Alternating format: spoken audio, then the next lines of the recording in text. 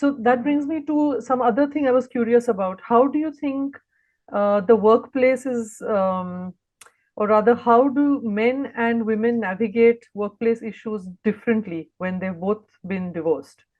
Do they face different issues? Are there different compulsions or different limitations and challenges? Um, that's a good question. I'm not sure that I know like specifically how it's easier or harder. I know that here in the United States, it's become a part of our culture Mm, that, oh, she's struggling because she got a divorce, right, right? As opposed to, gosh, the system really wrecked her. The right, system really ruined everything. And it right. not only emotionally, when you go through that and you lose not only your finances, but you lose your confidence, you lose your your identity a lot Yeah, of yeah. times. I think That can you would lose your social structures as well, right? If you're forced to oh, move away and absolutely. change You work, and as lose you said, go back to friends, mom. So yeah, right? Friends, family, yeah, coworkers. You really lose an entire social support system, and that's really important. And, you know, there's we're going through a lot here in the United States with how religion, plays into this and it becomes um punitive. hmm, Divorce becomes punitive, as opposed to if we can switch that mind thinking of this is so toxic. You wouldn't want somebody to be sitting in a toxic stew, yeah, but yet for whatever reason, and I don't think that any God that any of us has would want that for us either, but our interpretation of that has become, you need to suffer, you know, and however that suffering comes, it's just the way it is. And I just don't want to believe that. I don't want to believe that you should lose everything that you have to get out of a relationship that's not working. yeah. You're absolutely right. And I think, in my context, prenup agreements are not even seen as legally binding because marriage is supposed to be a spiritual contract. Yeah. And not just one lifetime, it's supposed to be for 7 lifetimes. Oh, So, good. you know, so we're talking about a big amplification of the expectations from a marriage. But, as a result of this, what you shared about the US and what's happening here in India, are you seeing the newer, younger generation being reluctant to enter into this kind of a binding relationship agreement? And what We do you think are the do. ramifications of that? We do. And I'm going to tell you yes, in answer to your question, yes. Young people are not getting married as they were. But with that said, they're creating families together. Mhm. They're living together. They're buying properties together. So they have a lot of the same issues. They Right, just don't have here in the United States. There's a lot of things that are supportive in the divorce right. process. So there are some support systems there that they don't recognize. But you know what? They take because this is a generation, the younger generations, even my own children. My own children have been through 2 divorces with me, Right. right? So they've been through a divorce. My son and his wife who have the most amazing relationship. It's wonderful. I'm so excited for them. But I know that he brings to the table, even though they did get married, he brings to the table, I never want to go through that. I'm Mhm. going to do everything possible because I went through it. Yeah. So we're in a generation here in the United States of children that were raised up in a divorce space that has destroyed their moms or destroyed, their families Yeah. in such a way that they say, I don't want that. I'm willing to not take the chance on whatever the support system that process can bring me Mhm. because I don't want to try and unravel myself from that like my parents did. Right. They just Yeah. don't want to go through it. Yeah. No, I can see that. I mean, that would be kind of like a, post-traumatic stress Right, situation. But on the right. other hand, just to come back to what you alluded to earlier, that even if people are not actually formally getting married, if they are having children and families together and they're buying property together, Yes. they and eventually, all relationships have the potential of falling apart. When that does happen and you're not even actually married, you're saying that they have even less protection from whatever Yes. little the law does provide. So how does that work out then? It's a challenge. We can help them through, navigate those legal things. Child custody is Right. still an issue, right? They still have to figure that out. Mhm. Child support payments. In here in the United States, when you buy properties together, or one member, one part of that couple is earning more money, and there Right. were things that had grown So as a common result of, property. So right, common combined property. property. Okay. Okay.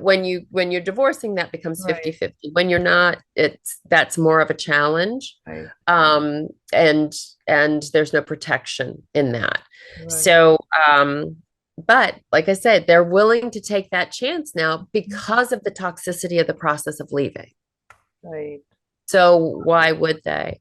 But Wow. that's why, so, bringing, kind of all of this around is that what I created with Divorce Right is helping and supporting employees that are going through this process so that they can still show up at work, Mhm. be a valuable employee. Instead of their head spinning up here, like, Of what's going to course. happen to me? What do I have to do next? Where do I go? How do I turn? What decisions can I make? Mhm. We want to support them with these decisions and say, okay, these are your choices. Right. And if you do choice A, choice B, choice C, this is what's going to happen as a result of those. What works better for you and your family? Right. And then we just help them. And we also just take take the temperature down in the room Mm. so that they can take a breath Wow. and then come back to work and focus. Sounds amazing. And That's a kind of and a my goal holistic is to keep package. them out of the litigation as much as Right. possible. Litigation has its place. It really does. Mhm. But it doesn't have to be everything. And I believe that let's get through the things and let's agree on the things that we can agree on. Who gets the cars? Who gets the boats? Who gets grandma's jewelry?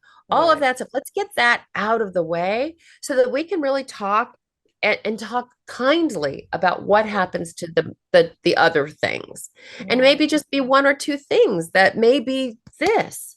Mm. But it's better to spend some money on those two issues instead of the whole thing. So we Absolutely. want to help and support employees, emotionally, and get their emotional state into such a place where they can take a breath.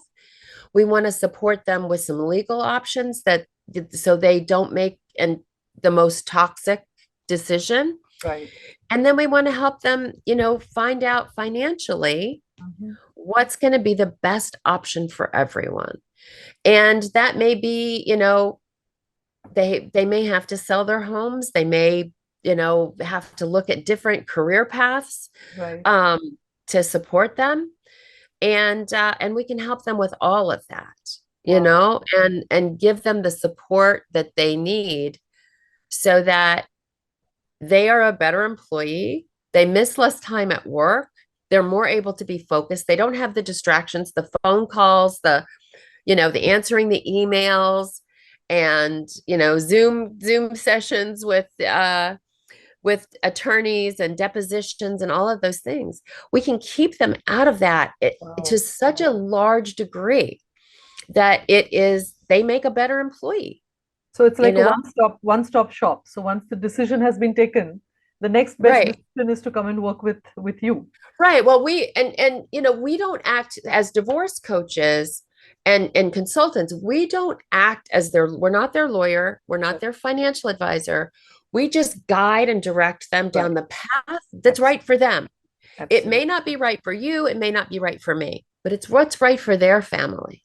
And that's what we want to help them do, is give them the best results for their family. Wow. And if we can do that, we can support the company they work for, right?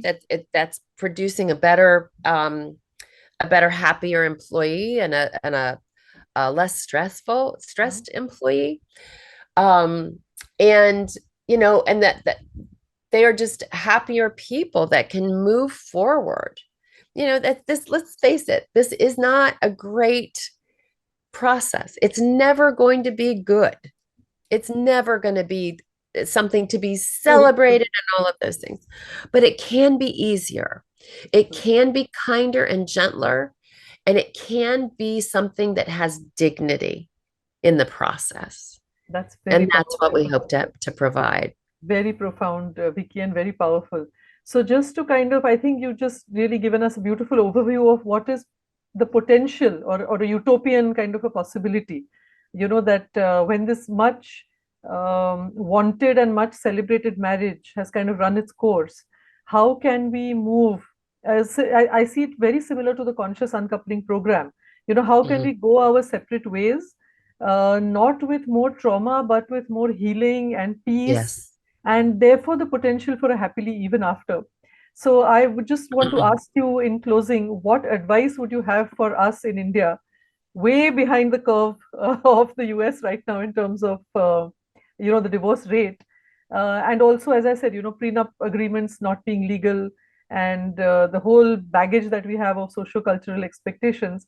What would you tell us to do now so that maybe 5 years or 10 years down the line, we could be looking at something more utopian than we have right now?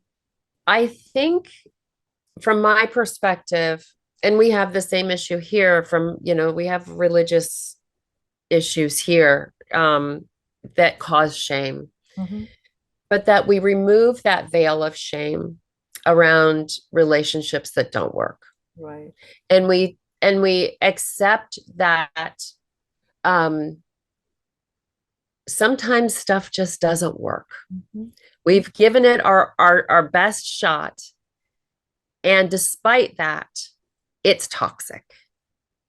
And one thing here in the United States, there are so many ramifications of the toxicity of that process. Right. Here in the United States, women, and as a gynecologist, you can appreciate this, women have a 20% greater risk of breast cancer and advanced stage uterine cancer. Men suffer from greater at risk of myocardial infarction, acute myocardial infarction, lung, bladder, pancreatic, colorectal cancer, Right. risk of suicide. Um, Men, it's 20, they have a 27% risk. Financially, bankruptcy. Like I said, it's the number one reason single mothers fall into poverty. The system is broken. Mm. Let's take the shame out of it because that's a part of it, right? It becomes this punitive process. We've made breaking up a relationship punitive. Right. And that should be between you and your God and not between you and the court system. So if we can remove or pull back the veil of shame, instead of being ashamed that a relationship didn't work out, we can start to think that maybe our God has something greater planned for us. That Wow. there is that it was for a season and not for a lifetime. And we take those lessons that we learned and we move on to become better, more whole individuals. That's amazing, Vicky. That's so beautifully put. And I think also as our lifespans are increasing, the whole concept of being together for a lifetime really needs to be redefined. Yes. What felt like a fairy tale, romance, you fall in love and then you are together forever at a time when your lifespan was about 40 or 50 years of age. And Right. now you're living to be It's close a to different 100. day. Yeah, it's different. And I think that the truth is that if you are a human being who's interested in your personal development, or even as a result of whatever experiences you have, you're bound to evolve and change. And to expect that you would still be the same person as you were when both of you got married feels almost like fictional kind of a scenario where whoever you are in the beginning is who you are at the end, and we are real live human beings absorbing experiences and growing. So with as much love as we go into a marriage, I think it should be possible to leave with as much love, possibly even Yes. more, because I find at least a lot of women discover self-love after the breakup of a relationship, because it's not something that we are conditioned to or focused on before a relationship, but once it's gone and you have to focus on self-love, then it kind of, there's an amplified understanding of what that really means. So I think on that note, I would really like to thank you for this wonderful, very far ranging and also very deep conversation, Vicky. And I look forward to maybe having another conversation with you a few Would months love down that. the line. Yeah, I would love that. And I'm so grateful that um you are, picking up the mantle and making change in India. And for everybody that's listening, my hope of this whole conversation is that we can take the shame out of how a relationship does or does not work. It is not a reflection on who you are as an individual. It is a reflection of change, growth, and just life situations that come up that, to your point, that wasn't expected when you were in your 20s, absolutely. right? Absolutely. So divorce as a solution, not as a problem. So on that note, Exactly. yes, It actually should be. That's exactly the way I would love it. It is a solution to a problem. absolutely. Thank you so much, Vicky, once again. And I would love to meet with you later on sometime. Would love that. So, as you heard from Vicky Townsend right now, my guest from the US, while their laws, financial situations might be slightly different, there is a universality of the experience. Whether it is in India, whether it is in Asia, whether it is the Asian diaspora in the US, overall the situation is that marriage is so much celebrated, so much rewarded, and so much wanted. We forget that divorce really is the flip side. And hiding it, shaming it, stigmatizing it, making it difficult is only causing pain and trauma to us as a society. Everyone deserves happiness. Everyone deserves a happily even after divorce.